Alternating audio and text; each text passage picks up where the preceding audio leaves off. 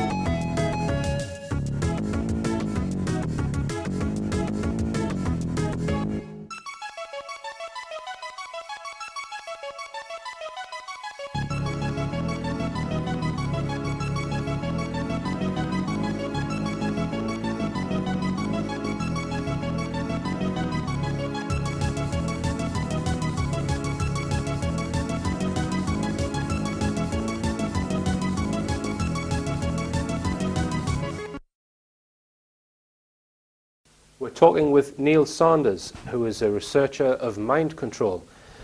Now then, Neil, we were talking about the use of electronic equipment in mind control, and there's a guy called Michael Persinger, who in the 60s worked on the MK Ultra projects, and you know, a lot of people might not believe this, but he developed a God helmet. Yes, well, basically, I mean, this has been independently verified by a lot of, curious, skeptical scientists, and what he was able to do was make a physical helmet that basically made people feel as though they were talking to God. It was a simulation of a religious experience, and it's never really been explained in sort of mainstream media why he was doing this.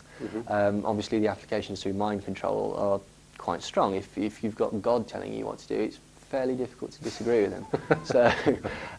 So yeah, you can understand why they might want that equipment. If they're going to try and get someone to believe that they're getting a message from a higher power, then that's a way of controlling someone, I suppose. It's very, very persuasive, I would have thought. Yeah, I mean, Persinger was also involved in directly putting emotional states into people's heads. You know, like we've discussed earlier, making people feel white-hot rage, making people feel completely disconsolate and just breaking down.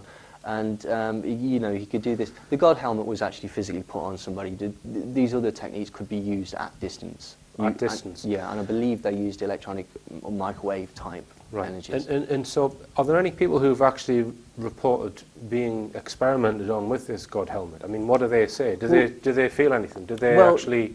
Yeah, as far as I know, the God helmet is, I mean, the God helmet's not really sort of not talked about. That's something that he's sort of quite happy to show to sort of, people in New Scientist magazine, this sort of thing, and people have been there and said, yeah, no, it is strange. It feels like, I feel separated, I feel dissociated, I feel like I'm floating, and I feel like I can hear a voice and such like that.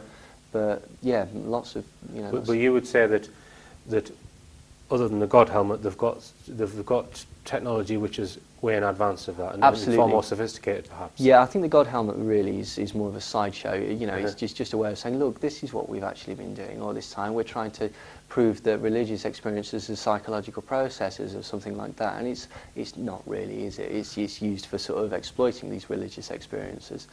There's many other people that were involved in that. You may have seen the film The Men Who Stare at Goats. Right. Oliver Lowry was the psychiatrist involved in that, and again, he was basically talking about. He's not mentioned in the film; he's mentioned in the book, but he's talking about again transferring emotional states, making people do things that they wouldn't normally do. So was that film basically discrediting people who say that mind control is what they were up to then, or yeah? I think, what do you think the overall purpose of that film was? I think it's there to it's a disinfo. Disinformation. Yeah, I think disinfo, and it's to sort of smooth it off and make it's just silly, crazy, wacky old experiments by whacked out hippie soldiers and stuff like that. Not really to be taken seriously. Not really to be worried about or anything like that. It's just something that we tried in our crazy heyday or whatever. But you would contend that it's it's still being, mind control and possibly remote viewing is practiced today in all seriousness by the CIA and others. Definitely, definitely. I mean, And that film would be just to sort of yeah, dispel people's interest in it, perhaps. we're not interested in that. This is just silly. This was a silly aside that we were using, and it's not the case. I mean, Igor Smirnov, who's often called the father of psychotronics, basically his Smirnov patent was bought by SciTech, and SciTech is a remote viewing organisation run by Ingo Swann, Ed Dames, and Colonel B. Alexander. Just for those who don't know what remote viewing is, Neil, I'll try and describe it briefly. It's the ability to come out of your body to somewhere else and gain information of another part of the world or what have you. Some people say that it's the same as an out-of-body experience. Yeah, like transcendental meditation. Right. That sort of thing. And are you convinced that that works? I'm convinced that it has worked in the past, and I'm convinced that basically the American government has put millions of dollars into researching it, and you don't put millions of dollars into researching something unless you expect to get some results. I mean, it's actually discussed in the very good book Sci-Spies by Jim Marrs. He documents a lot of the documented experiments that they carried out. Basically, they got into a psychic war with Russians. The Russians were doing exactly the same sorts of experiments, and often you would get two psychic spies wandering around in the psychic plane, able to see each other and stuff like that, completely, dissociated from their body. It's quite hard to believe. I mean, I'm not. You see, remote viewing. I don't. I'm open-minded, as you have to be, but I'm not convinced by remote viewing. But perhaps I haven't read, the books that you've got on display here. Maybe I need to.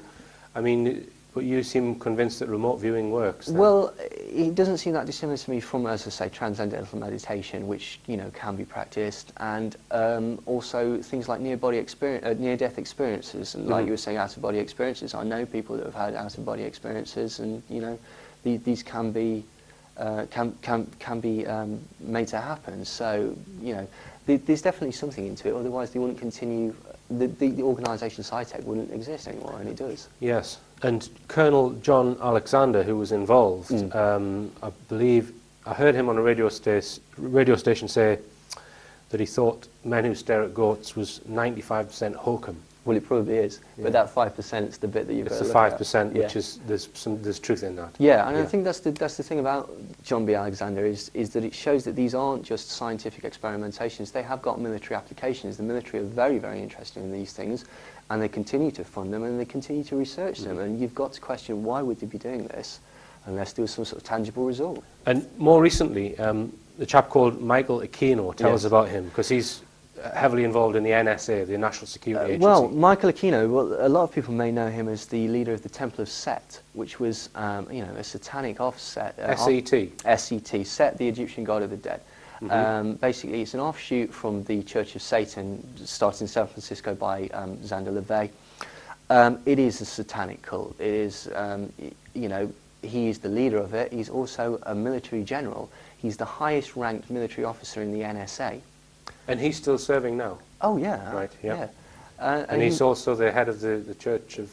The Temple of Set. The Temple of Set, okay. Yes, well, he wrote a paper called From Psyop to Mind War, which basically talks about using psychological operations as a means of mass mind control, which is basically, coercing the populace through fear and things like that. And also killing people with ionizing radiation, using death rays and things like that could be used at a distance to kill people. Now, I've heard rumours that quite often children are involved in this research. Yeah, well, I mean, even within the MK Ultra mind control papers, it basically suggests that if you want to do the dissociative identity or the smashing of creating alters within a